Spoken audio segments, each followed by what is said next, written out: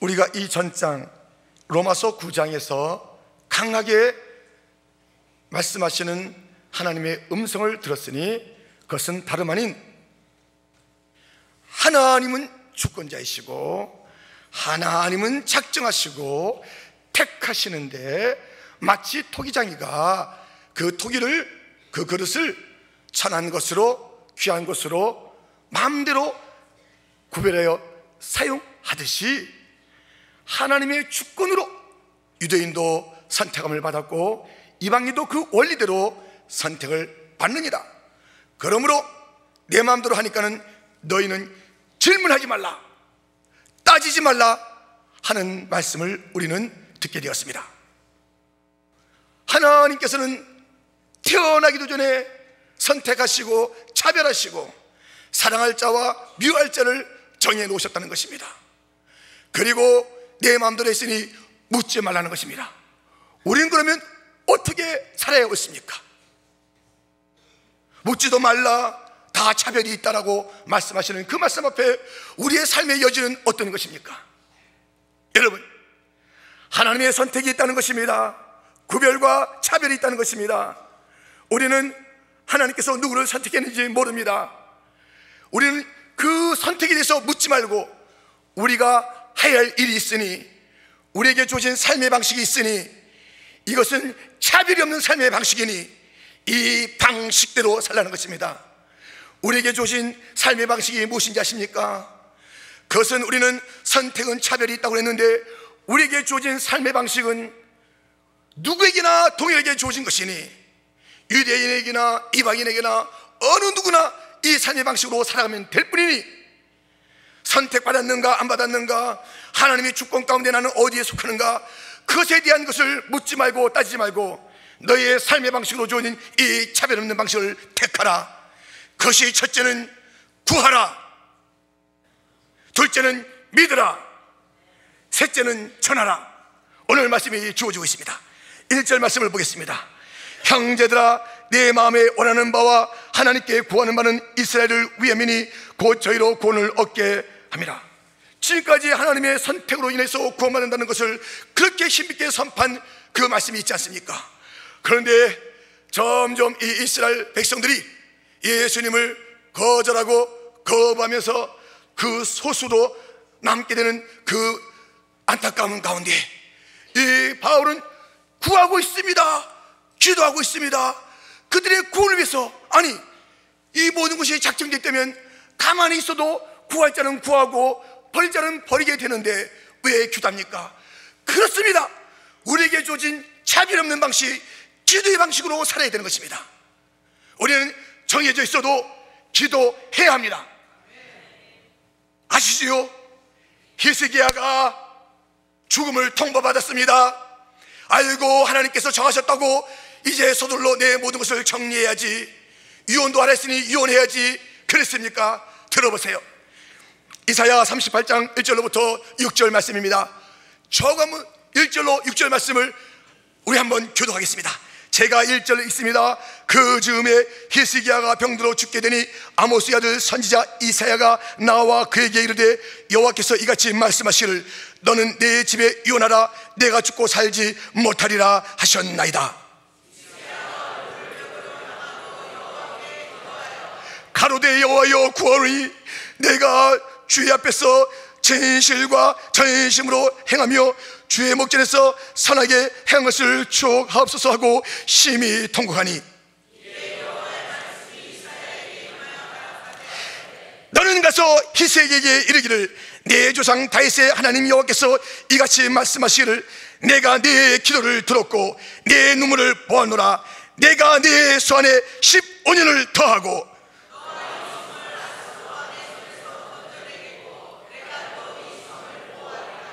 아멘. 정해졌다는 그 인생들입니다. 우리의 이 정해졌다는 교리는 우리로 하여금 가만히 있으라는 것이 아닙니다. 무슨 일이 있을 때마다 기도의 삶을 살라는 것입니다. 내 기도의 모든 것이 달리는 것처럼 살라는 것입니다. 내 기도를 하게 되면 하나님의 놀라운 역사, 그 주권이 움직이는 것입니다. 우리는 모릅니다. 그러나 하나님은 나의 기도를 요청하고 계십니다. 내가 얻지 못하면 구하지 아니하며 주님은 말씀하고 있습니다.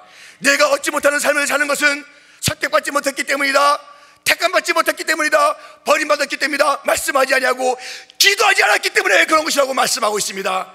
여러분, 우리는 운명론자가 아닙니다. 생명론자가 아닙니다. 하나님의 예정은 그런 것을 말하는 것이 아닙니다. 모든 것을 포기하고 손 놓고 살라는 것이 아닙니다. 하나님의 예정을 믿고 살아가는 자들에게 주어진 차별한 삶의 방식이 있으니 그것은 구하는 것입니다. 그것은 기도하는 것입니다.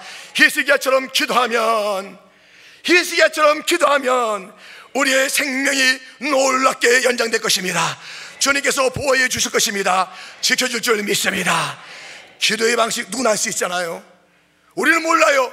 내가 영원히부터 어떠한 존재인지 몰라요. 그러나 우리에게 주어진 기도는 해야 되는 것입니다. 기도할 때에 하나님의 축복과 맞닿게 되는 것입니다. 기도하는 차별 없는 삶의 방식을 힘있게 살아가는 기도의 사람이 되기를 주님의 이름으로 축원드립니다. 두 번째 삶의 방식이 무엇입니까? 그것은 2절 말씀에 보면 이렇게 되어 있습니다. 내가 증거하노니 저희가 하나님께 열심히 있으나 지식을 쫓은 것이 아니라 하나님의 의를 모르고 자기 의를 세우려고 힘써 하나님의 의를 복종치 아니하였느니라. 예, 지금 두 번째 우리에게 요청하는 방법이 무엇입니까? 너희들 자기의 힘으로 살아가는 삶의 방식을 버려라. 율법이 있다고 해서, 우리는 택함 받는다고 해서 이것을 통해서 내가 구원에 이르는 것처럼 나의 방식을, 율법을 지킴으로써 내가 축복받으라는 그 삶의 방식을 버리고 너희가 지금 알지 못하는 인생을 살고 있다. 너는 지금 너의 힘이 아니면은 내가 어찌할 수 없는 인생이라는 그 율법의 잘못된 전제 아래 너희들은 놓여 있다. 너에게 주어진 것이 무엇인지 알아야 된다. 주어진 말씀이 무엇입니까? 고린도후서 8장 9절 말씀, 우리 주 예수 그리스도의 은혜를 너희가 알거니와 부유하신 자로서 너희를 위하여 가난하게 되심은 그의 가난함을 인하여 너희로 부욕해 하려 하심이니라. 은혜의 삶의 방식이 있단다. 너희들의 이제 내가 내 스스로가 아니면, 내 의가 아니면 살 수 없다는 그 삶의 방식을 버려라. 너에게 요청하는 삶의 방식이 무엇인지 아느냐? 그것은 너에게 은혜가 부욕해 준비되어 있으니 주 예수 그리스도로 말미암아, 그로 말미암아 은혜가 폭포수같이 내 앞에 있으니 너는 그를 믿으면서 살라라는 우리에게 주어진 차별 없는 방식이 오늘 우리에게도 증거되는 줄 믿습니다. 사랑하는 성도 여러분, 보십시오. 오늘 본문 말씀을 보십시오. 너희가 이 믿음으로 산다는 방식은, 주 예수 그리스도께서 갖고 있는 이 은혜의 폭포수를 나의 것으로 삼는 방식은 이렇다는 것입니다. 9절 말씀에 보면 내가 만일 내 입으로 예수를 주로 시인하며 또 하나님께서 그를 죽은 자 가운데서 살린 것을 내 마음에 믿으면 구원을 얻으리니 사람이 마음으로 믿어 의에 이르고 입으로 신하여 구원에 이르느니라. 성경에 이르되 누구든지 저를 믿는 자는 부끄러움을 당하지 아니하리라 하니 유대인이나 헬라인이나 차별이 없음이라. 한 주께서 모든 사람의 주가 되사 저를 부르는 모든 사람에게 부여하시도다. 예수를 주로 입으로 시인하고 마음으로 믿기만 하면, 예수가 왕이시라고 고백하고 마음으로 믿는 자에게는 구원이 있다는 것입니다. 부끄러움을 당하지 않는다는 것입니다. 그는 우리를 부욕해 해준다는 것입니다. 이 은혜의 방법이 있으니 은혜의 방법을 믿고 살라는 것입니다. 예수를 주로 시인하고 왕으로 섬기기만 하면 그 왕은 우리에게 임하여서 우리를 구원하여 주고, 우리의 부끄러움이 있지 않습니까? 여러분, 사람이 타락하고 난 다음에 하나님과의 교제 끊어졌습니다. 그리고 다가온 것이 무엇입니까? 부끄러움입니다. 수치입니다. 그래서 가리우는 것입니다. 숨는 것입니다. 이 수치는 하나님으로부터 떨어진 자들의 삶의 특징이 수치요 부끄러움인 것입니다. 너희들 부끄러움 당하지 않게 해줄게. 너희의 그 수치를 내가 감싸줄게. 왕이 오셔서 우리의 모든 수치를 감싸주시고 덮어주시는 것입니다.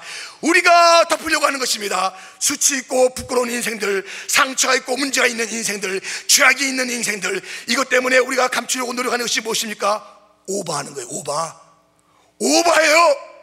돈 많이 벌어서 내가 다른 사람보다 더 낫게 보여야지, 좋은 지위에 올라가 봐야지. 그래서 그 오버한 걸로, 돈 많은 걸로, 지위 높은 걸로, 큰 소리 치는 걸로 이 자기의 수치를 가려보고로 합니다. 너무 수치스러워서 지금도 저 방에서 우울증에 걸린 인생들이 있는 것입니다. 내가 내 수치 때문에 우울해하고 근심한다고 가스친다고 어디 가서 무슨 약을 먹는다고 해결되는 것이 아닙니다. 이 수치스러움을 가리겠다고 어떤 것을 가지고 뒤집어 써보십시오. 오직 우리의 이 부끄러움 수치를 감추는 것은 우리 왕 예수가 흘리신 보혈이 우리를 덮는 줄 믿습니다. 우리 주님께서 보혈로 덮어주시고 부끄러움을 다 담당해 주시고 우리에게 참 자유를 주신다고 했습니다. 또 부여함을 준다고 했습니다.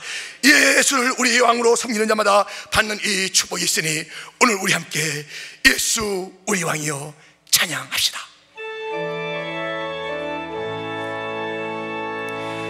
예수 우리 왕이여 이곳에 오소서 보좌로 주여 임하사 찬양을 받아 주소서. 주님을 찬양하오니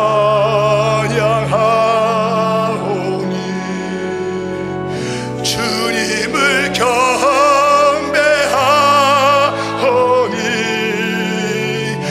왕이신 예수여 하셔서 좌정하사 다스리. 우리 손들고 예수 우리 왕을 고백합시다.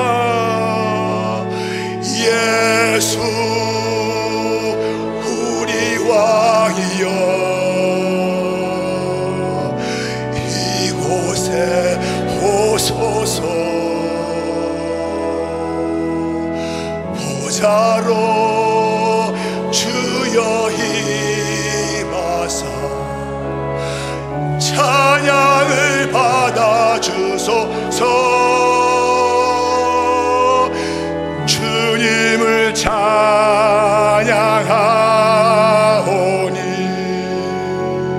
주님을 경배하오니